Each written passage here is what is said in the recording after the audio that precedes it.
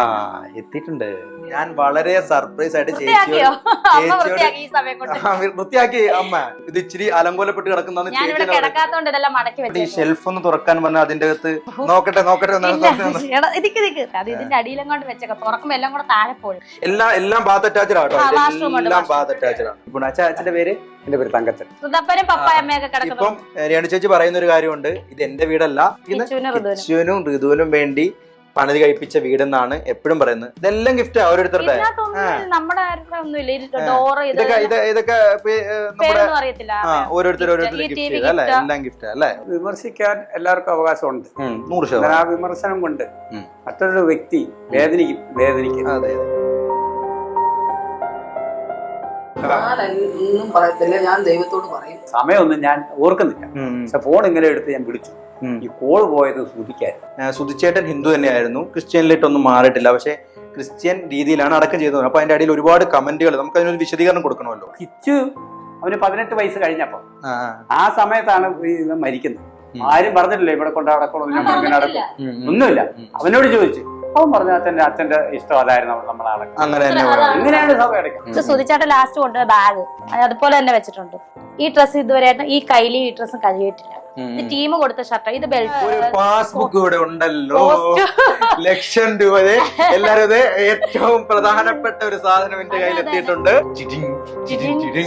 കൂട്ടാത്തോണ്ട് ഞാൻ അടിച്ചിട്ടില്ല, എന്റെ ഒറിജിനൽ കളറാണ്. കക്കുന്നവനെ കള്ളൻ എന്ന് വിളിച്ചോളൂ. അല്ല, ചേച്ചി കരയുന്ന കാണുമ്പോൾ നമുക്കും സങ്കടം വരും. കാരണം ജനങ്ങൾ മനസ്സിലാക്കും, അത് ജനങ്ങൾ മനസ്സിലാക്കും.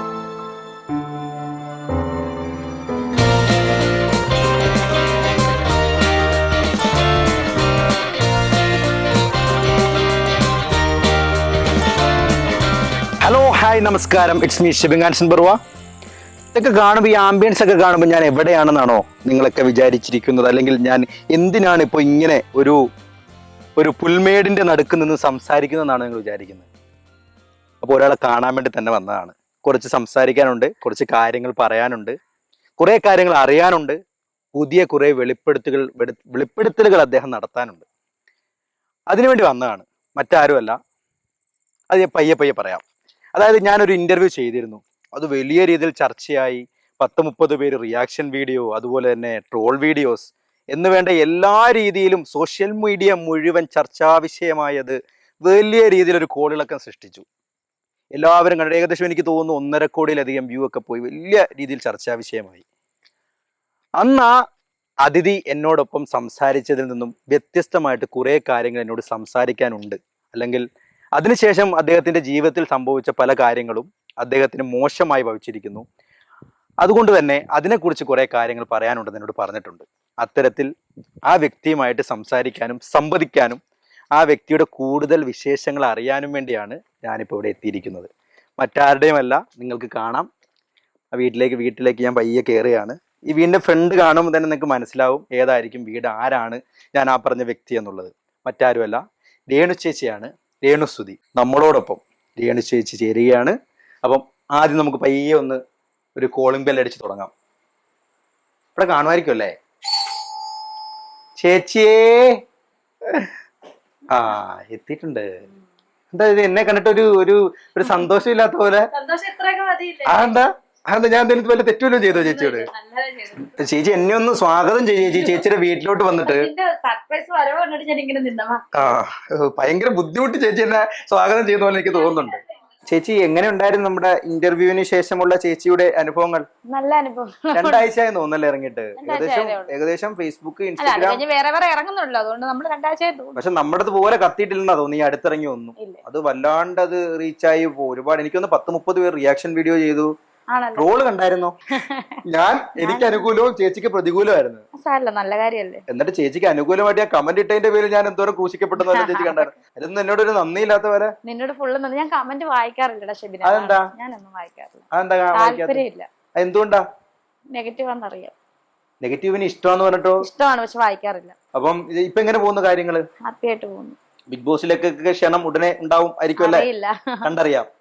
ബിഗ് ബോസില് ക്ഷണം ഉണ്ടോ ഇല്ലോ നമുക്കറിയില്ല. ക്ഷണിച്ചാ പോകും, കണ്ടറിയാം. അതേ ഉള്ളൂ. ഇതായിരിക്കും അല്ലേ നമ്മുടെ ആ സ്പ്രേ? കേറി വരുമ്പോഴേ സുചേട്ടനെയാണ് നമ്മൾ വീട്ടിലോട്ട് കേറി വരുമ്പോഴേ സുചേട്ടനൊക്കെ തന്നെയാണ്. ഇതൊന്ന് ഞാനൊന്ന് എടുക്കുന്നതിന് കുഴപ്പമില്ലല്ലോ? എടുത്തുതരാം. ഇതാണ് സുധിച്ചേട്ടന്റെ ആ പെർഫ്യൂം ഒരുപാട് എനിക്ക് തോന്നുന്നു ഒരുപാട് മീഡിയയിൽ കണ്ടിട്ടുണ്ടാവും. ഒന്ന് ഞാനൊന്ന് ഈ സൈഡിൽ മണക്കും പെർഫ്യൂം. ഇതാണ് ആ സ്മെല്ല്. ഇതാണ് സുധിച്ചേട്ടന്റെ ആ ഒരു ഒരു മണം അല്ലേ. ഇതെപ്പോഴും ഇവിടെ തന്നെ ഇങ്ങനെ പിന്നെ കുട്ടികൾ എടുത്തതിലും അതേ ഉള്ളൂ. ഋതപ്പൻ ചെറിയ പ്രായമാണല്ലോ, അങ്ങനെ ഇതില്ലല്ലേ. ഋതപ്പൻ ചിലപ്പം ഞാൻ പോയിട്ട് വരുമ്പോ ചിലപ്പോ സൂചിച്ചേട്ടൻ 2 പൊട്ടും മൂക്കില് കുത്തുമൊക്കെ കാണും. ഋതപ്പൻ പൊട്ട് തൊടുന്ന അറിയില്ലല്ലോ. അപ്പൊ ഞാൻ വഴക്കോട്ട് ഇപ്പൊ ഒന്നും ചെയ്യത്തില്ല, അച്ഛനെ ഒന്നും ചെയ്യല്ലേ സുന്ദരനാക്കുന്ന. ഒത്തിരി സുന്ദരനാക്കും. പൊട്ടൊക്കെ തൊട്ട് കണ്ണൊക്കെ എഴുതി കൊടുക്കും. അപ്പൊ ഞാൻ പറയും പറ്റത്തില്ല, വേണ്ടാന്ന് പറഞ്ഞു. അപ്പൊ നമുക്ക് ചേച്ചിയുടെ വീടൊക്കെ കാണണം. ഞാൻ ഓടി വന്ന എന്തിനാ വന്നത്? സർപ്രൈസ് വരവായിട്ട് ഞാൻ ഒന്നും വൃത്തിയാക്കി അടുക്കി പെറുക്കുന്ന അതല്ലേ റിയൽ. ചേച്ചി റിയൽ ആണെന്നാണ് പക്ഷെ അടുക്കി പെറുക്കുന്ന ഇത്രയും കാലഘട്ടം കൊണ്ട് ഞാൻ മനസ്സിലാക്കിയത്. ചേച്ചി റിയൽ ആണെന്നാണ് എനിക്ക് ഇത്രയും നാളുകൊണ്ട് മനസ്സിലാക്കാൻ പറ്റിയത്. പയ്യെ നമുക്കൊന്ന് എഴുന്നേറ്റാലോ? തീർച്ചയായിട്ടും എനിക്ക് കിട്ടിയ സൂചന ഉണ്ട്, കുറെ ഉണ്ട്. അതെല്ലാം നമുക്ക് സ്ഥലമില്ലല്ലോ. ഇതല്ലേ മറ്റേ നമ്മുടെ പ്രതീക്ഷും എനിക്കും പ്രതീക്ഷ എന്ത് പറയുന്നു ഇപ്പം? സുഖമായിട്ടിരിക്കും. കുറച്ചുകൂടെ വിളിച്ചായിരുന്നു. കുറച്ചുകൂടെ വിളിച്ചായിരുന്നു. എന്തെങ്കിലുമൊക്കെ ഇപ്പം പുതിയ വീഡിയോസ് കാര്യങ്ങൾ എന്തെങ്കിലും ഇറങ്ങാനുണ്ട്? കുറെ ഉണ്ട് ഞങ്ങളുടെ രണ്ടുപേരുടെ വർക്ക്. സിനിമയുണ്ട്. സിനിമ ഏതാ? ദേവതോ എന്നൊരു മൂവി ഞങ്ങളുടെ ഒരുമിച്ച് ചെയ്തിട്ടുണ്ട്. ഇത് ഗുരുപ്രിയ ഷോർട്ട് ഫിലിം ഫെസ്റ്റ് 2025 മികച്ച താരജോഡി. ഭയങ്കര താരജോഡിയാന്നല്ലേ പൊതുവെ ഒരു അഭിപ്രായം. അത് അങ്ങനെ തന്നെ തുടരട്ടെ. അങ്ങനെ തുടരട്ടെ. ഇതെന്താ? ഇത് മോഹോ എന്ന് പറഞ്ഞൊരു ഷോർട്ട് ഫിലിം ആദ്യമായിട്ട് അഭിനയിച്ചത്. അത് വലിയ മില്യൺസ് ഒക്കെ അടിച്ചു കയറി. അതിന്റെ മോഹൻ സിനിമയുടെ ആദരവ് അല്ലേ? എത്ര വ്യൂ ആയി മോഹൻ സിനിമ? ഞാനത് അന്ന് കണ്ടത്, ഞാൻ കണ്ടിട്ടില്ല. എന്നാലും ഏകദേശം മില്യൺസ് ഒക്കെ. ഇത് കരിമിഴി കണ്ണാൽ എന്റെയും പ്രതീക്ഷന്റെ ആദ്യത്തെ ആൽബത്തിന്റെ കരിമിഴി കണ്ണാലിന്റെ അല്ലെ? ഇതും 1 മില്യൺ വ്യൂസ്. ഇത് ഇന്നത്തെ സോഷ്യൽ മീഡിയ താരം. ഇതെന്തിന്റെ ഇന്നത്തെ സോഷ്യൽ മീഡിയ താരം അൽ ബറക് ഗിഫ്റ്റ് ചോയ്സ് അല്ലേ? ഇത് മറ്റേ വിവാദമായിട്ടുള്ള ഗിഫ്റ്റ് ആണ് മന്ത്രി തന്നത്. ഓ, നമ്മുടെ എന്താ മുഹമ്മദ് റിയാസ് അല്ലേ? മുഹമ്മദ് റിയാസ് ഏത് വകുപ്പിന്റെ മന്ത്രിയാന്ന് അറിയാവോ?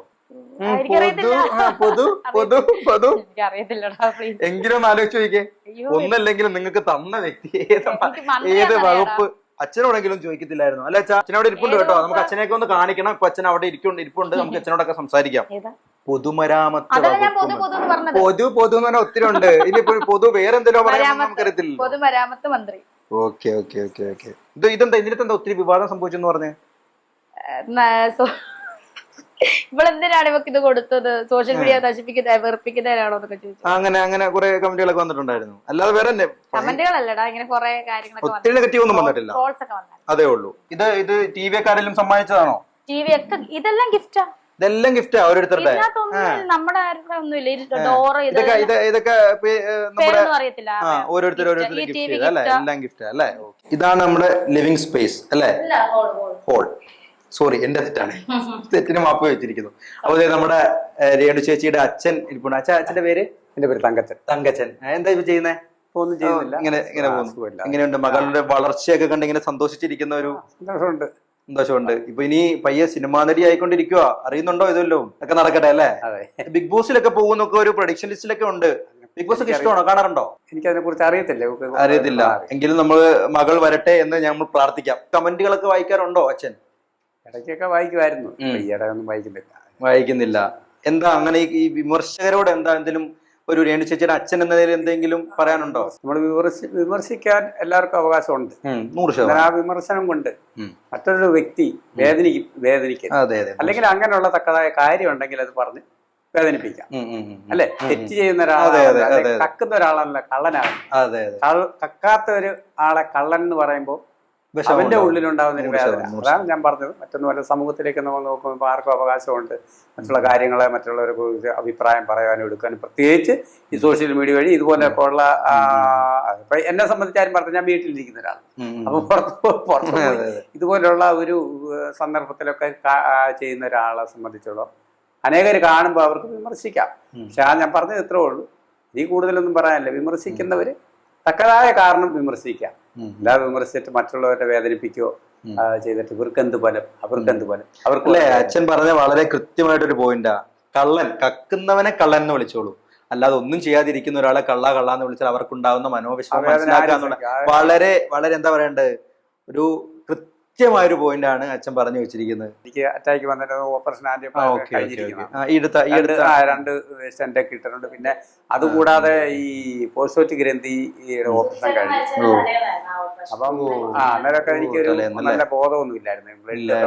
അപ്പൊ ഈ സമയം ആ സമയത്ത് ഉണ്ടായിരുന്നില്ല. 2 ദിവസം കഴിഞ്ഞാണ് എനിക്ക് ഓർമ്മ തന്നെ കണ്ടെങ്കിലും എനിക്ക് ഒന്നും അറിയാൻ മേലാത്തൊരു അവസ്ഥയിലായിരുന്നു അല്ലേ? കോമാ സ്ഥിതിയിലായിരുന്നു. അതുപോലെ ആയിപ്പോയി എനിക്ക് ഈ ബ്ലഡ് ക്ലോട്ടായി. പിന്നെ അപ്പൊ എങ്ങനെയാ അറിയുന്നത് സുചേട്ടന്റെ മരണം? ഡോക്ടർ ഞാൻ മെഡിക്കൽ കോളേജിൽ അഡ്മിറ്റ് ആയിരുന്നു. 3 ദിവസം മുമ്പ് ഓപ്പറേഷൻ. അത് സുധി തന്നെയാണ് എന്റെ ഓപ്പറേഷൻ കഴിഞ്ഞ് ഇറക്കി കൊണ്ടുവരുന്നത്. എന്നിട്ടാണ് പോകുന്നത്. ഞാൻ 2 ദിവസം കഴിഞ്ഞ് വരാം എന്ന് പറഞ്ഞു. ഞാൻ പറഞ്ഞു വന്നില്ലെങ്കിലും കുഴപ്പമില്ല മോനെ, ഇവനെ കുഞ്ഞിന് പറ്റുവാൻ അവന്റെ പറ്റുവാനെ കണ്ട് അവനെ നോക്കിയാൽ മതി, ഞാൻ പോയിട്ട് വരാമെന്ന് പറഞ്ഞ് പോയത്. എന്നെ സ്ട്രെച്ചറെ ഓപ്പറേഷൻ കഴിഞ്ഞ് വാർഡ് കൊണ്ടാക്കിയിട്ടാണ് പുള്ളി പോയത്. അത് അപ്പൊ വെള്ളിയാഴ്ച ശരി ഞായറാഴ്ച പിന്നെ അല്ല തിങ്കളാഴ്ച രാവിലെയാണ്. തിങ്കളാഴ്ച രാവിലെയാണ് മരണപ്പെടുന്നത്. ആ സമയത്ത് 7 മണി ആ സമയത്ത് അച്ഛന് ബോധം എനിക്കുണ്ട്, ബോധമുണ്ട്. പക്ഷെ ഒന്നും ക്ലിയർ ആകുന്നില്ല. കോട്ടായി കിടക്കുമായിരുന്നു, ആർക്കും അറിയത്തില്ലായിരുന്നു. എനിക്ക് വേദന, എന്നെ പോലെ ഓപ്പറേഷൻ ചെയ്ത് എല്ലാവർക്കും ഒരു കുഴപ്പമില്ല, എനിക്ക് മാത്രം ഇങ്ങനെയായി. അപ്പൊ അതെന്താണെന്ന് അറിയത്തില്ല. ഞാൻ അങ്ങനെ രാത്രി എല്ലാം ഡോക്ടർമാർ വന്ന് ഇത്തിരി അവര് നോക്കി ബ്ലഡ് കോട്ട് ചെയ്ത് കിടന്നില്ല, മരിച്ചു കിടന്ന് അങ്ങനെ കുറെ വേദന ആശ്വാസം. പിന്നെ രാവിലെ അപ്പൊ എനിക്ക് വേദന ഉണ്ട്. അന്നേരമാണ് ഈ അതറിയുന്നത്. അത് ഡോക്ടർ തന്നെ എന്നോട് വന്ന് പറഞ്ഞത്. പുള്ളി വന്ന് കുറച്ച് നേരം എടുത്ത് നിന്നിട്ട് പുള്ളി പറഞ്ഞു ഇന്ന പോലെ ചെറിയ ഇതുണ്ട്, അതുകൊണ്ട് അച്ഛൻ വീട്ടിൽ പൊക്കോ. അപ്പൊ 7 മണി സമയം ഒന്നും നോക്കണ്ട, ഞാനെല്ലാം ഇവിടെ എഴുതി വെച്ചോളാം, നിങ്ങൾ വീട്ടിൽ പൊക്കോ, അച്ഛൻ എന്തെങ്കിലും ഇതുണ്ടെങ്കിൽ തിരിച്ച് ഈ ഇതുമായിട്ട് വന്നാൽ മതി പൊക്കോളം പറഞ്ഞു. അങ്ങനെ മരിച്ചെടുത്ത് എത്തിയിരുന്നു അല്ലേ? വീട്ടിൽ വന്നു. വീട്ടിൽ വന്നിട്ട് എല്ലാ ശുശ്രൂഷകൾക്കെല്ലാം പങ്കുചേർന്നിട്ടില്ല. വീട്ടിൽ വന്ന് അന്നേരം ബോഡി അവിടെ വെച്ചു. പിറ്റേ ദിവസമല്ലേ അടക്കുന്നത്, ബോഡി ഇല്ല. ഞാൻ അവിടെ നിന്ന് വീട്ടിൽ വന്നു കഴിഞ്ഞിട്ട് 4 മണിയായപ്പോൾ എനിക്ക് ഈ വേദന വീണ്ടും കൂടിക്കഴിഞ്ഞ പിന്നെ എല്ലാവരും കൂടെ മെഡിക്കൽ കോളേജിൽ അങ്ങോട്ട് പോയി. പിന്നെ പിറ്റേ ദിവസം രാവിലെ ഇതുപോലെ കുറെ കുറവൊക്കെ കിട്ടിയപ്പോൾ അവരെന്നെ ഡിസ്ചാർജ് ചെയ്ത് നീ എന്തെങ്കിലും ഉണ്ട് വന്നാൽ മതി കൊളം പറഞ്ഞ് അങ്ങനെ, അല്ലെ 15 ദിവസം കഴിഞ്ഞ് വന്നാൽ മതി എന്ന് പറഞ്ഞു. വീണ്ടും അവിടെ കന്നാന്നറിയാം. വീണ്ടും അവരെന്നെ വിട്ടു. എനിക്ക് കുറവുണ്ടായിരുന്നു. വന്നതിൻ്റെ ബോധം എന്ന് പറഞ്ഞാൽ നമ്മൾ വണ്ടി വന്ന് കാറ വന്ന് ഇറങ്ങി അങ്ങോട്ട് നടന്നു വന്ന് അപ്പോൾ ആ സ്ഥലങ്ങളൊക്കെ നമുക്കറിയാം. ഇത് സുധിയ മരിച്ചതെന്ന് അത് ഒരു ഓർമ്മ, അല്ലാതെ എനിക്ക് വേറെ ഒന്നും ചിന്തിക്കാതെ വേറെ അങ്ങനെ ഒരു കാര്യത്തിലല്ല. മരുന്നിനാണ് ഇഞ്ചക്ഷനാണ്. അപ്പോൾ എൻ്റെ ബോഡിക്ക് അങ്ങനെ ഒരു അനുഭവമായിരുന്നു. ഞാൻ തൊട്ടടുത്തൊരു വീട്ടിലോട്ട് കയറി അവിടെ ഇരിക്കാൻ കിടക്കുകയും ചെയ്തു. ഞാൻ ബോഡി കൊണ്ടുപോയി, എല്ലാവരും വന്ന് കൊണ്ടുപോയി അടക്കെല്ലാം കഴിച്ച് പിന്നെ വന്ന് യഥാർത്ഥത്തിൽ എനിക്ക് നോർമലായെന്ന് പറഞ്ഞാൽ 2-3 ദിവസം കഴിഞ്ഞാണ് എനിക്ക് മറ്റുള്ളവരോട് സംസാരിച്ചാൽ മനസ്സിലാകുന്നത്. ഇതുമല്ല അല്ലെ ചുമ്മാ പാവ എന്ന്. അപ്പൊ ഞാൻ ചോദിക്കുന്ന ആ മരിച്ചതൊന്നും മനസ്സിലാക്കാനുള്ള ഒരു അറിയാം, എനിക്കത് കാണുന്നുണ്ട്. പക്ഷെ എനിക്കത് അത്ര ക്ലിയർ ആകുന്നില്ല. 2-3 ദിവസം കഴിഞ്ഞതിന് ശേഷം 4ാമത്തെ ദിവസം എനിക്ക് സംസാരിച്ചാൽ മനസ്സിലാകുകയും കാര്യങ്ങളൊക്കെ ലാസ്റ്റ് വിളിച്ച് 2 മണി രാത്രി അതായത് വെള്ളിയാഴ്ച അല്ലല്ല 6:15 ഇവരുടെ ഈ പോസ്റ്റ്മോർട്ടം കാര്യം എല്ലാവരും പറഞ്ഞിരിക്കുന്ന 6:15 മരിക്കുന്നത്. 6:15. പക്ഷെ എന്റെ 2 മണിയായപ്പോ 2:10 ആയപ്പോ എന്നെ പിടിക്കാൻ കാര്യം അതായത് ആക്സിഡന്റ് ഞാൻ ഈ വേദന കാരണം ഉറക്കമില്ല. ബെഡ് ഇവിടെ കോട്ടാന്ന് ഓർത്തോളാം. വേദന എന്ന് പറഞ്ഞ് ഞങ്ങൾക്ക് നിലവിളിച്ച് അടുത്തുള്ളവരെ ഡോക്ടറെ വിളിച്ചോണ്ട് പുള്ളി സ്റ്റിച്ച് കൊണ്ടുവന്ന് കുറച്ചൊക്കെ കുത്തിയെടുത്തു കഴിഞ്ഞപ്പോ ഒരു ശക്കല 2:30 മണി 2ആയി. ഞാൻ കുഞ്ഞും ഇവളും വീട്ടിലല്ലേ, പുതിയ അങ്ങാന്ന് എനിക്കൊരു ചെറിയ ഓർമ്മയുണ്ട്, അറിയാം അങ്ങ് പോയിക്കാം. പിന്നെ ഇവര് പല്ലുവേദന പറഞ്ഞു. അപ്പൊ അന്നേരം എനിക്ക് തോന്നി, അന്നേരം എന്റെ അത് ഓർമ്മയുടെയാണ് പല്ലുവേദന. അപ്പൊ വിളിച്ചു ചോദിക്കാം കൊച്ചിന് എങ്ങനെയുണ്ട് പല്ലുവേദന കുറഞ്ഞൊന്നും അറിയിക്കാൻ 2 സമയമൊന്നും ഞാൻ ഓർക്കുന്നില്ല. പക്ഷെ ഫോൺ ഇങ്ങനെ എടുത്ത് ഞാൻ വിളിച്ചു. ഈ കോൾ പോയത് സൂചിക്കാൻ കറക്റ്റ്. അപ്പൊ അവര് വന്ന 2 മണിക്കൂർ മുമ്പ് അപ്പൊ അങ്ങനെ ഞാൻ അറിയാതെ വിളിച്ചത്. അപ്പൊ എന്നെ എങ്ങനെ ഉണ്ടോ എന്നൊക്കെ ഇങ്ങോട്ട് ചോദിച്ചു. അന്നേരം സൂചിയാണ്. ഞാൻ പറഞ്ഞു പിന്നെ കുഴപ്പമില്ല, ഞാനിങ്ങനെ കിടക്കുക, ശരവേദനയൊക്കെ ഉണ്ടായിരുന്നു, ബ്ലഡ് എല്ലാം വന്ന് അവരിങ്ങനെ ചെക്ക് ചെയ്തിട്ട് മരുന്നൊക്കെ തന്ന് ഇങ്ങനെ കിടക്കുക.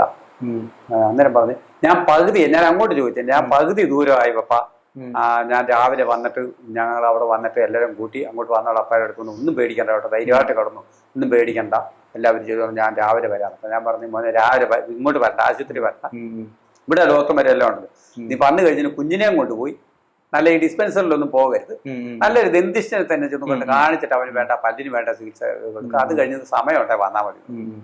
അങ്ങനെ ശരി. അപ്പൊ അതുപോലെ ഇല്ല, ഞങ്ങൾ വന്നാലും അവനെ കൊച്ചിനെ കാണിച്ചിട്ട് ഞങ്ങൾ എല്ലാവരും കൂടെ അപ്പാലേക്ക് വരാമെന്ന് പറയുകയും ചെയ്യും. അത് ലാസ്റ്റ് സംസാരം ഇത് എങ്ങനെയാ ഞാൻ ഇത് അതിന് ശേഷം അന്നേരം എനിക്കൊരു ഓർമ്മ പോലെ പിന്നെ ഇതെല്ലാം പോയല്ലോ, രാവിലെ മരിച്ച് ഇതെല്ലാം കഴിഞ്ഞ് ഞായറാഴ്ച ആയപ്പോഴത്തേക്ക് ഞാൻ ഫോൺ എടുത്ത് ഇങ്ങനെ നോക്കുക.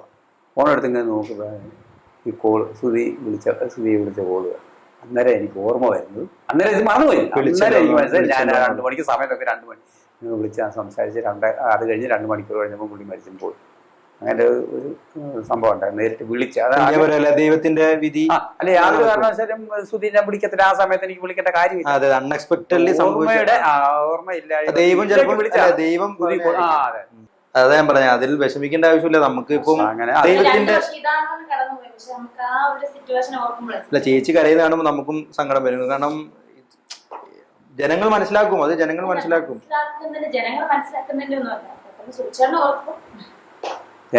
മനുഷ്യര് മനസ്സിലാക്കട്ടെ. അല്ല, ഞാൻ ആദ്യം പറഞ്ഞില്ല ഒരു കാര്യം. അതേപോലെ എനിക്ക് അതിന് ആ വിഷയത്തെക്കുറിച്ച് ഇവിടെ ഈ സോഷ്യൽ മീഡിയ വഴി വരുന്ന ആ കാര്യങ്ങളെ കുറിച്ചൊന്നും എനിക്ക് പറയാൻ. കാരണം ജനങ്ങൾ ഞാനും ഒരു മനുഷ്യനല്ലേ, എന്നെ പോലെയാണ് ഒരു അടുത്ത. ഞാൻ സ്വാഭാവികമായിട്ടും ചേച്ചിയുടെ ഇന്റർവ്യൂ എടുത്തതിന് ശേഷം ചേച്ചിക്ക് വളരെ നെഗറ്റീവ് കമന്റ്സ് ആണ് അതിനകത്ത് വരുന്നത്. പക്ഷെ എനിക്ക് പേഴ്സണലി മനസ്സിലാക്കിയെടുത്തോളം ചേച്ചി ആർക്കും ഒരു ഉപദ്രവം ചെയ്യാൻ പോകുന്നില്ല, ഒരു മനുഷ്യനെ ഉപദ്രവിക്കാനും പോകുന്നില്ല. ഞാൻ സപ്പോർട്ട് ചെയ്തുകൊണ്ട് ചേച്ചിയെ വീഡിയോ ഇടും. അതിന്റെ ഇൻസ്റ്റഗ്രാമിൽ അതിന്റെ താഴെ മുഴുവൻ അനുകൂല കമന്റുകളാണ്. ചേച്ചിനെ ഇഷ്ടപ്പെടുന്നവർ ഒരുപാടുണ്ട്. പക്ഷെ യൂട്യൂബിൽ ചേച്ചിന് നെഗറ്റീവ് പറഞ്ഞാലേ വൈറലാകൂ എന്നുള്ള ഒരു അങ്ങനെ ഒരു സിസ്റ്റം ഉണ്ട്. അങ്ങനെ ഒരു സിസ്റ്റം അവർ തന്നെ ഉണ്ടാക്കി എടുത്തിട്ടുണ്ട്. ഈ സോഷ്യൽ മീഡിയകളെ അങ്ങനെ ആക്കി വെച്ചിരിക്കുക, റീച്ച് കിട്ടും. ആ പക്ഷം പിടിക്കാൻ കുറെ പേരുണ്ടല്ലോ, അവരങ്ങനെ തന്നെ. അല്ല, എന്റെ വീഡിയോ എടുത്ത് ട്രോൾ ചെയ്തു. എന്നെ ട്രോൾ ചെയ്യാനും കുഴപ്പമില്ല, എന്നെ ഉപദ്രവിച്ചാലും കുഴപ്പമില്ല. വളരെ വ്യക്തിപരമായിട്ട് തന്നെ പറയുകയാണ്. ഒരു മനുഷ്യനെ തേജോവധം ചെയ്യാം, ഒരു മനുഷ്യനെ ഉപദ്രവിക്കാം, ഒരു മനുഷ്യനെ എന്താ പറയാ വിമർശിക്കാം. പക്ഷെ അതിനൊക്കെ ഒരു പരിധി ഉണ്ടാവണം എന്നുള്ള ഒരു മാന്യതയാണ്. ചേച്ചി ആ കണ്ണൊക്കെ ഒന്ന് തുടച്ചൊന്ന് ഇതായിക്കേ സ്വാഭാവികമായിട്ട്. ഓക്കെ.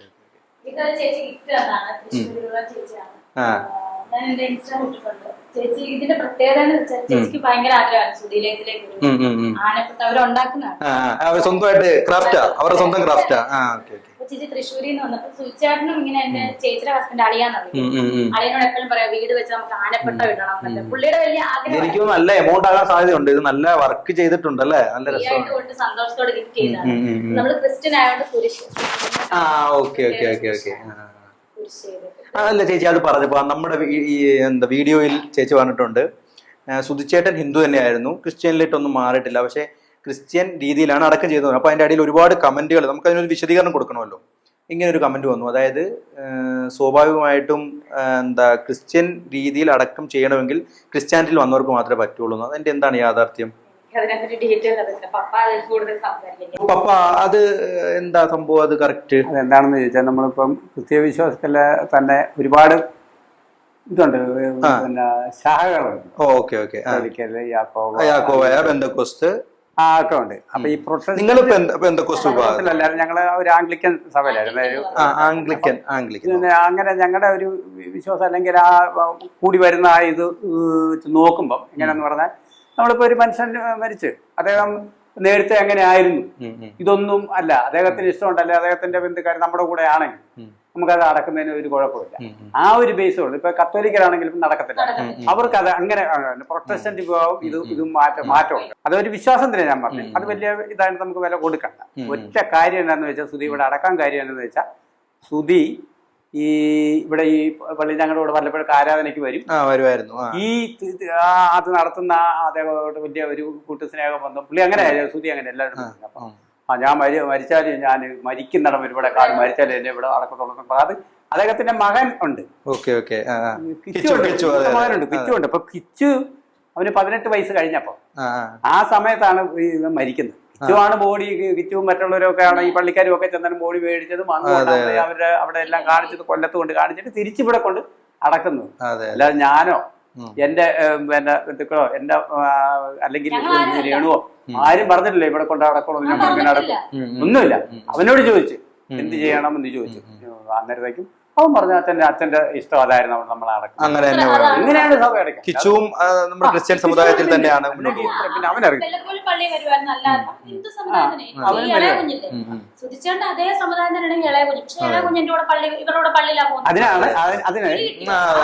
ജാതി ഹിന്ദു ആ ജാതി തന്നെയാണ്, കാസ്റ്റ് തന്നെയാണ്. പക്ഷെ ഞങ്ങളുടെ പള്ളിയിലാണ് അവരെ ഒറ്റയ്ക്ക് എനിക്ക് ഹിന്ദുവിൽ വിടാൻ പറ്റുന്നത്. പള്ളിയിലാണ് വിശ്വാസത്തിലാണ്.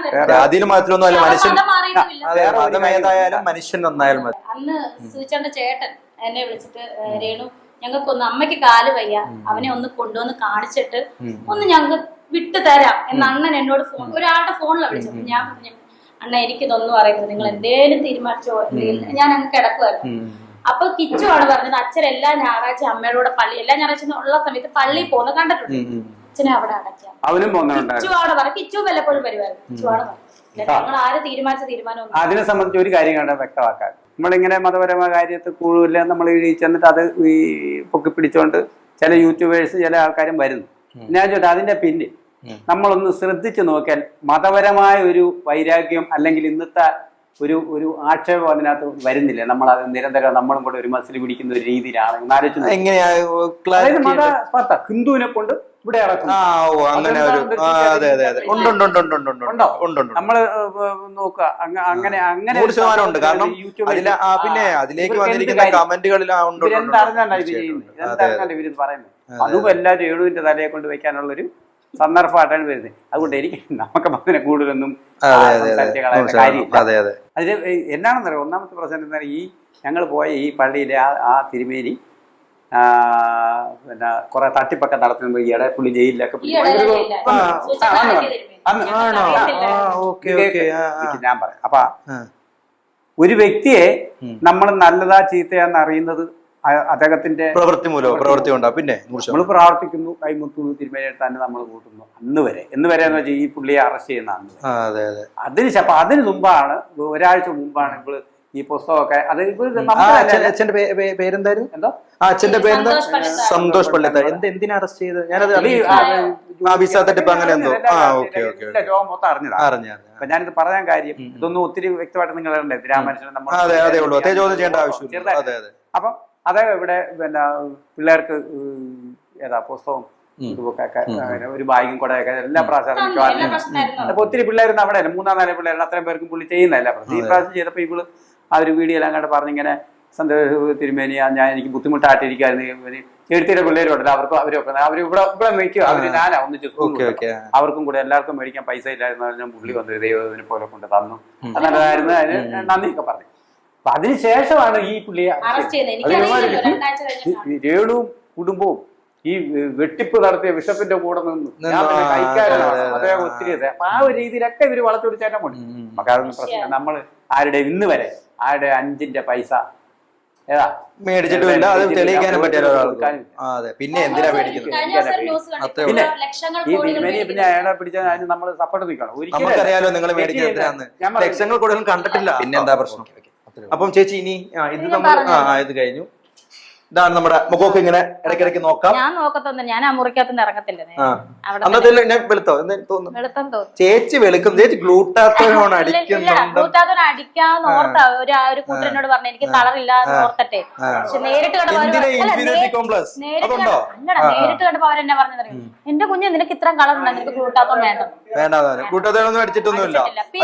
അതെ, അപ്പൊ അതൊരു വലിയൊരു ചേച്ചി പറഞ്ഞിരിക്കുന്നത് വളരെ കൃത്യം. അപ്പൊ നമുക്ക് ഈ ഇതിലേക്ക് കടക്കുന്നതിന് മുമ്പ് അത് പറഞ്ഞുകൊണ്ട് കിടക്കാം.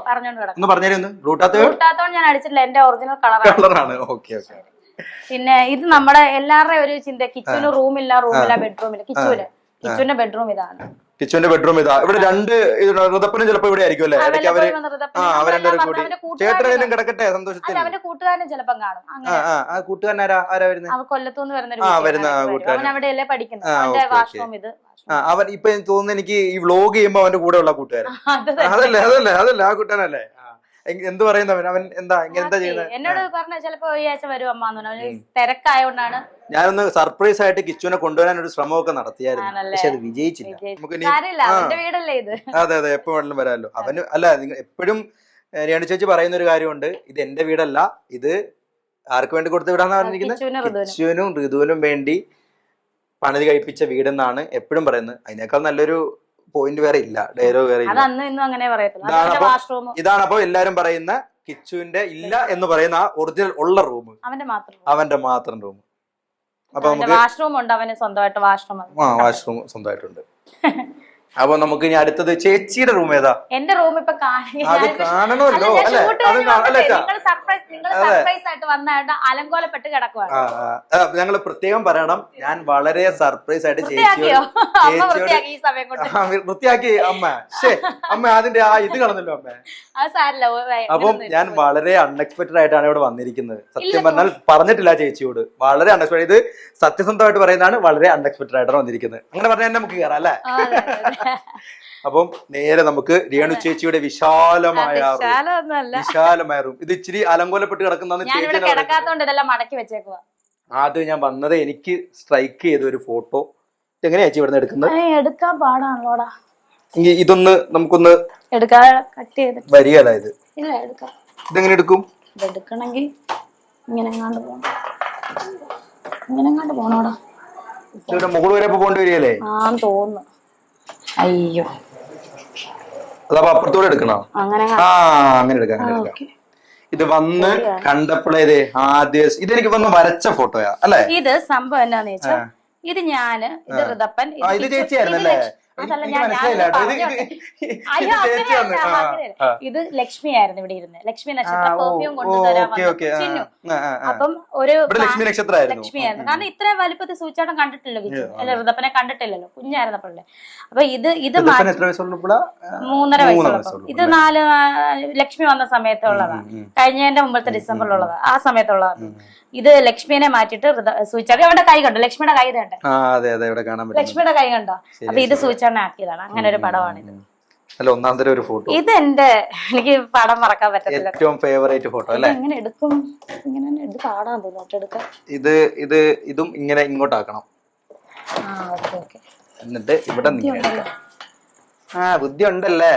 ഇതെന്ന് വെച്ചാല് ഇത് പക്ക ഹൈലൈറ്റ് ഫോട്ടോ. ഇത് അതെ, പൊടിയുണ്ട്. പിന്നെ ഈ ഒരു കോപ്പി സെയിം കൊല്ലത്തെ വീട്ടിലുണ്ട്. സൂചേട്ടൻ അറിയാലോ. ഞാൻ ഇതിന്റെ ഈ ഫോട്ടോയുടെ കഥ എന്താ?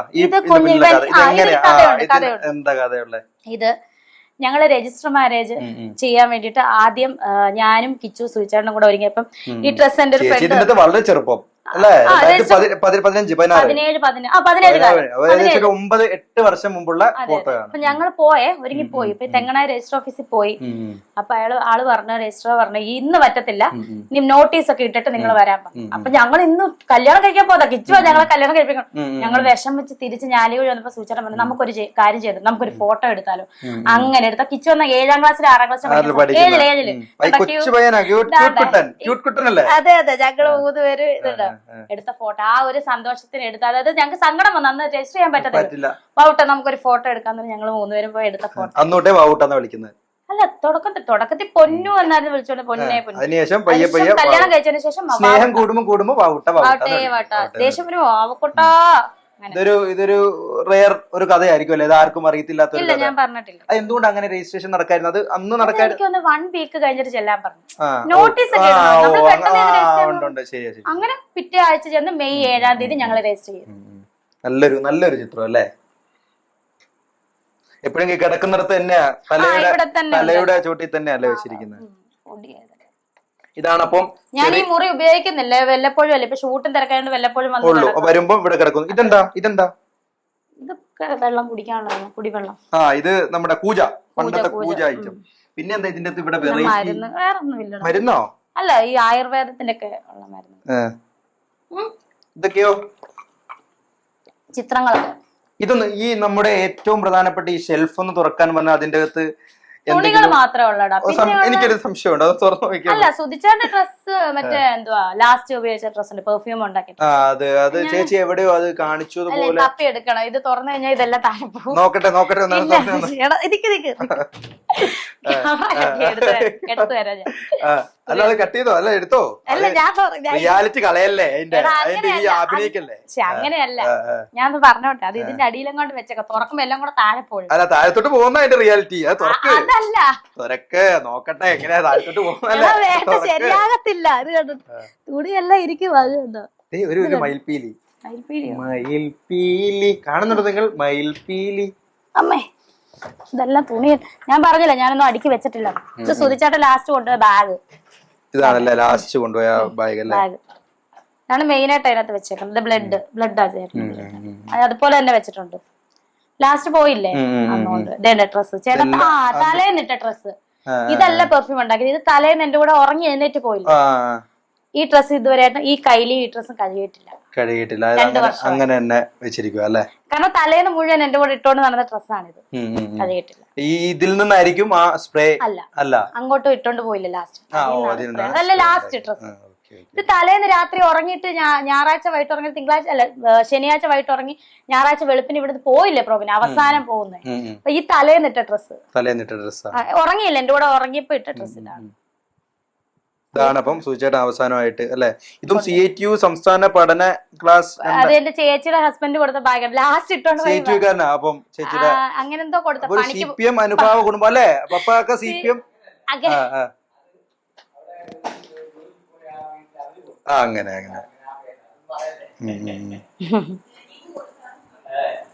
ഇതിങ്ങനെ ഓർമ്മയിൽ എന്നും സൂക്ഷിച്ചു വെച്ചിരിക്കും അല്ലെ? പിന്നെ ഇത് ലാസ്റ്റ് കൊണ്ടുപോയ ഷർട്ടാണ്.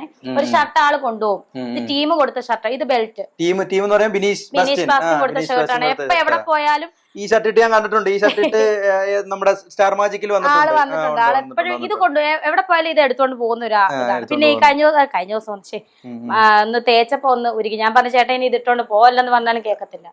ഇത് എന്നാലും ബിനീഷ് കൊടുത്താണ്, ടീം കൊടുത്ത ഷർട്ടാണ്. അതുപോലെ എടുത്ത് വെച്ചിട്ടുണ്ട്.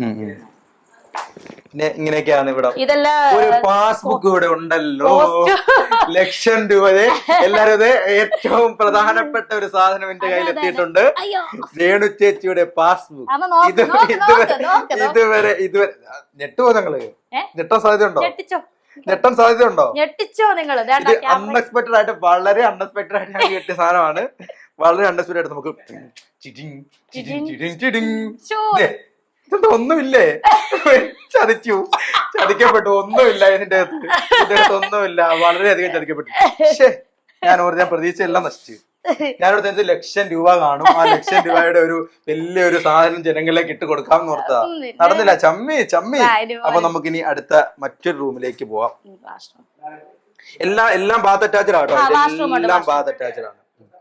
ഇത് ഋതപ്പനും പപ്പായമ്മയൊക്കെ കിടക്കുന്നു. ഇപ്പം പപ്പായും അമ്മായും കിടക്കുന്ന ഋതപ്പന്റെ റൂമിലേക്കാണ് എൻട്രി. ഋതപ്പന്റെ റൂം എല്ലായിടത്തും 2 റൂം. എന്റെ കൂടെ കിടക്കത്തില്ല ഋതപ്പൻ. ഇതാരൊക്കെയാ? ഇത് എന്റെ അമ്മയുടെ അച്ഛനും അമ്മയും.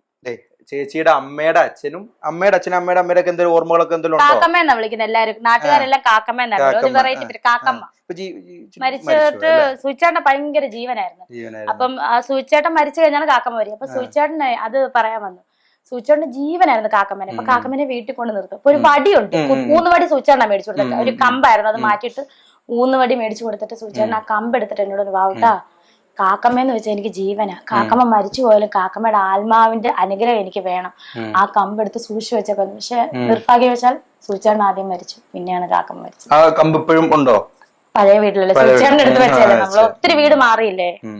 അതിനുശേഷം അപ്പം സൂച്ചേട്ടൻ മരിച്ചതിന് ശേഷമാണ് 1-2 വർഷം 1.5 വർഷത്തിന് ശേഷമാണ് അമ്മച്ചി മരിച്ചത്. കാക്കമ്മ മരിച്ചത്. കാക്കമ്മക്ക് അപ്പച്ചൻ നേരത്തെ മരിച്ചു. ഞങ്ങള് +1-ലായപ്പോ മരിച്ചു. അങ്ങനെ വേറെ ഋതപ്പന്റെ എന്തെങ്കിലും കലാവിരുത് വല്ലതും ഉണ്ടോ? കലാവിരുത് അങ്ങനെയുള്ള കലാവിരുത് വല്ലതും ഉണ്ടോ ഇതിനകത്ത്? ഇത് തുറന്നു നോക്കിയാലോ? തുണിയായിരിക്കും. ഇത് ഫുൾ തുണി. ഇതൊക്കെ അവര് ഓരോരുത്തരും അവര് തന്നെ വെച്ചതാ അല്ലേ? നമ്മളൊന്നും ചെയ്തല്ലേ വെച്ചതാ. ഇതാണ് അപ്പൊ നമ്മുടെ കുഞ്ഞു ഋതപ്പന്റെ ബെഡ്റൂം. ഇതാണ് എല്ലാമായ കൂടാ. ഋതപ്പൻ ഇങ്ങനെ കുഞ്ഞിക്കൂടായിട്ട് ഇങ്ങനെ നിൽക്കും.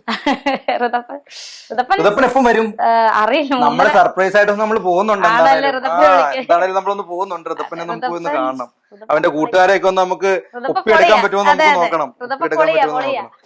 അപ്പൊ നമ്മൾ ഋതപ്പന്റെ റൂം കണ്ടു, ചേച്ചിയുടെ റൂം കണ്ടു, കിച്ചുയുടെ റൂം കണ്ടു. ഇവിടെയാണ് പപ്പായും അമ്മയും ഇവിടെ അല്ല അവൻ എന്റെ കൂടെ കിടക്കത്തില്ല. കിടക്കല്ല. എന്റെ കൂടെ കിടക്കാൻ ഇഷ്ടമില്ല. എനിക്കറിയില്ല. അമ്മ ഞാൻ പറയടാ 5 മിനിറ്റ് എന്റെ കൂടെ എന്ന് പറഞ്ഞു. ഇല്ലമ്മ ഞാൻ അപ്പച്ചന്റെ കൂടെ കിടന്നാലേ ഉറങ്ങും. പപ്പ ഉണ്ടെങ്കിലേ ഉറങ്ങത്തുള്ളൂ. ഞാൻ പറയടാ 5 മിനിറ്റ്, ഞാൻ നിന്റെ അമ്മയല്ല, ഞാൻ നിന്നെ പ്രസവിച്ചല്ലേടാ. അമ്മയാണോ അമ്മ? അന്ന് ഞാൻ കിടക്കത്തില്ല. ഞാൻ കിച്ചുചേട്ടയുടെ കൂടെ കിടന്നോളാം, ഞാൻ അമ്മയുടെ കൂടെ കിടക്കത്തില്ല. എന്താ എനിക്കറിയില്ല.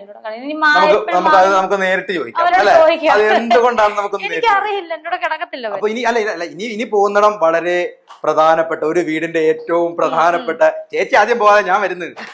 ഇതേ തന്നെ പോവാണോ ഇങ്ങോട്ട്? ഇതെന്താ അത്? തന്നേരം ഒന്ന് ദേ ചേച്ചി ആദ്യമായിട്ട് വന്ന സാധനം നമുക്കത് കഴിക്കണമെന്ന് തോന്നാം. അതായത് ഒരു വീടിന്റെ ഏറ്റവും പ്രധാനപ്പെട്ട ഒരു ഏരിയ എന്ന് പറയുന്ന ആരാ? ഇവിടെ വാ അടുക്കളയാണ് പ്രധാനം. അപ്പൊ നമുക്ക് പയ്യെ അടുക്കളയിലേക്ക് കിടക്കാം. എന്തോ വലിയ കുക്കിങ്ങിന്റെ സൗണ്ട് ഒക്കെ എനിക്ക് കേൾക്കാൻ പറ്റുന്നുണ്ട്. വലിയ എനിക്കൊന്ന് ചേച്ചി ഉണ്ടല്ലേ? അപ്പൊ രമ്യ ചേച്ചിയും അമ്മയും കൂടി അവിടെ എന്തോ വലിയ കുക്കിംഗ് നടക്കുന്നത്. നമുക്ക് എന്താണെന്ന് പമ്പി പോയി നോക്കാം.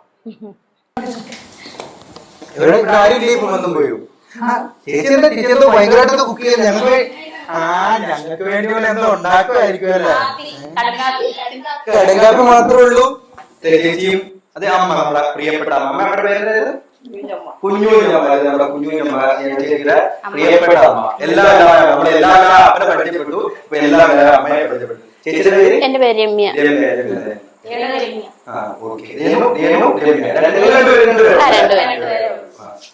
അപ്പം എങ്ങനെയുണ്ട് ഇപ്പം ചേച്ചിയുടെ ഈ വളർച്ചയൊക്കെ കണ്ടിട്ട് നിങ്ങളുടെ കുടുംബം എങ്ങനെയാണ് നോക്കുകയാണ് വളർച്ചയെ? സന്തോഷമുണ്ട്. ഇപ്പൊ പയ്യെ സിനിമയിലൊക്കെ അഭിനയിക്കാൻ തുടങ്ങി.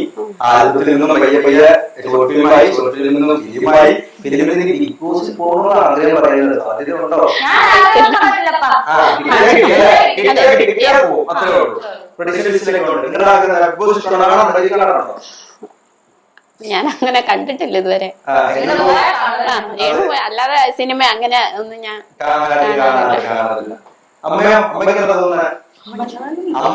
അമ്മയുടെ വാക്കുകളാണ് എല്ലാവരും ആകാംക്ഷയോട് കാത്തിരിക്കുന്നത്. എന്താണ് മോളുടെ ഈ വളർച്ചയിൽ അമ്മയ്ക്ക് പറയാനുള്ളത്? സന്തോഷമുണ്ട്. ബിക്കോസ് വിളിച്ചാൽ ദൈവം അനുവദിച്ചെങ്കിൽ ഞങ്ങൾക്ക് സന്തോഷമാണ്. അല്ലാതെ പോകണമെന്നും നമ്മൾ പ്രാർത്ഥിക്കുന്നില്ല. ദൈവം നമ്മൾ ദൈവത്തെ മാത്രമേ. ഞാൻ അപ്പച്ചനോട് ചോദിച്ചിരുന്നു, ഈ നമ്മുടെ ഏകദേശത്തെ കുറിച്ച് ഒരുപാട് വിമർശനങ്ങൾ ഇങ്ങനെ വരുന്നുണ്ട്. അതിനൊക്കെ എങ്ങനെയാണ് അമ്മ നോക്കുകയാണ്? പറയുന്നവര് പറഞ്ഞോട്ടെ. ഏറ്റവും കൂടുതൽ നമ്മൾ എനിക്കറിയാം, എന്നെ ഏറ്റവും സ്നേഹിക്കുന്ന എന്റെ അമ്മയാണ്. അങ്ങനെ എല്ലാവർക്കും അവരുടെ അമ്മയും അച്ഛനുമാണ് ഏറ്റവും സ്നേഹിക്കുന്നത്. സ്വാഭാവികമായിട്ട് ഇത്രത്തോളം വിമർശനം ചെയ്യുമ്പോൾ ഞാനൊന്നും പറയത്തില്ല, ഞാൻ ദൈവത്തോട് പറയും. ദൈവം അതിന് കൊടുത്തോളൂ. നമുക്ക് അതാണ് മറുപടി. അതിനേക്കാൾ വലിയ മറുപടി ഇല്ല അല്ലേ? ഞാൻ ദൈവത്തോട് ചേച്ചി കുക്കൊക്കെ ചെയ്യുവോ? അതോ ചുമ്മാ തിന്നും? അതോ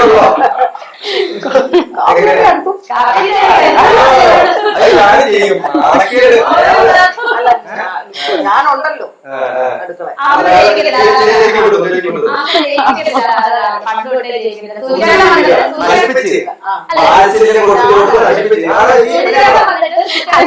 എന്നെ കൊണ്ടെല്ലാം ജയിക്കുക.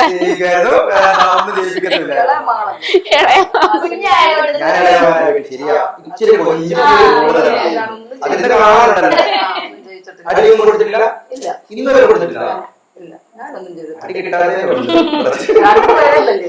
ഇല്ല. ആരും ഉപദ്രവിക്കാനൊന്നും ഇപ്പഴും കിട്ടും.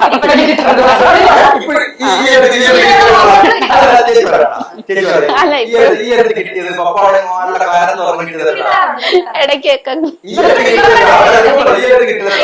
രണ്ടുപേരൊക്കെ കിട്ടും. സുചേട്ടൻ ഉണ്ടായിരുന്നപ്പോഴും ഹസ്ബൻഡ് ഉണ്ടേലും അവരുടെ മുമ്പിലാണെങ്കിലും ഈ കാണുന്ന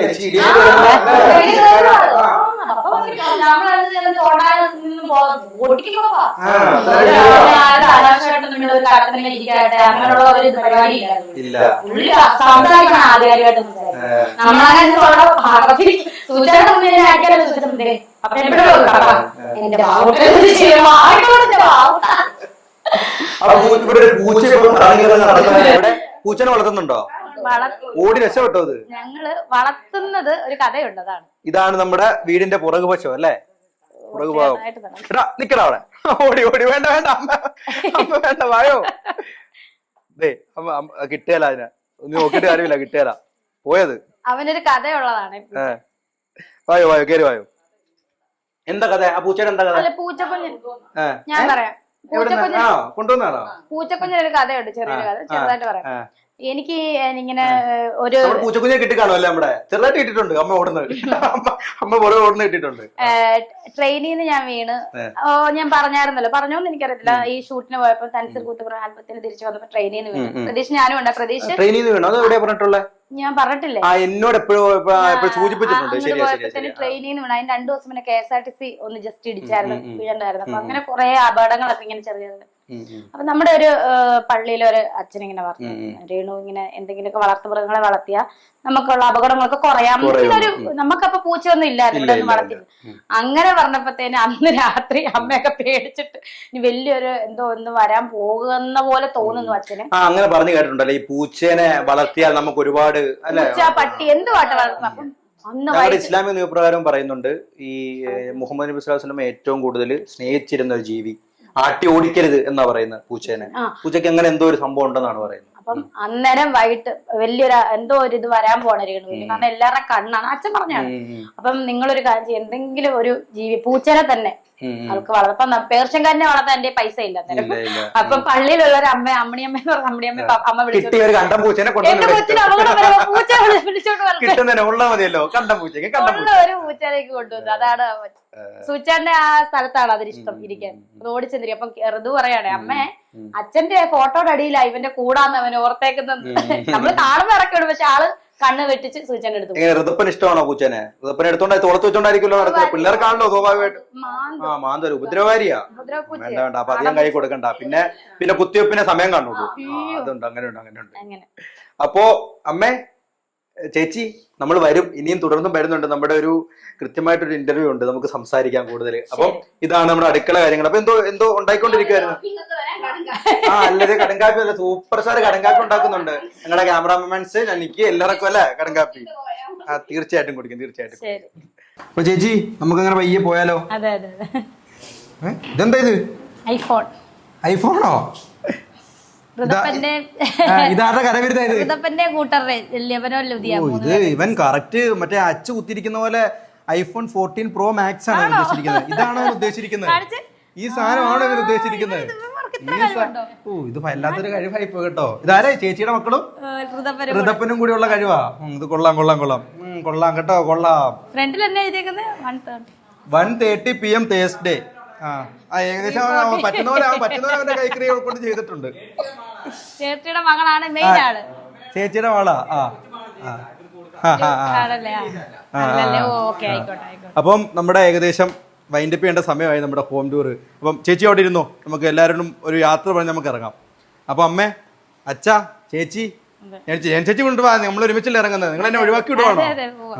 അപ്പോ എല്ലാവരും വളരെയധികം നന്ദിയും നമ്മുടെ ഈ ഹോം ടൂറിൽ വളരെ നല്ല രീതിയിൽ സഹകരിച്ചതിനും നന്ദി പറഞ്ഞുകൊണ്ട്, ഞങ്ങളുടെ ചാനലിന്റെ എല്ലാ ഇതും പറഞ്ഞുകൊണ്ട് പയ്യെ ഞങ്ങൾ ഇറങ്ങും കേട്ടോ. ഏത് മോനെ?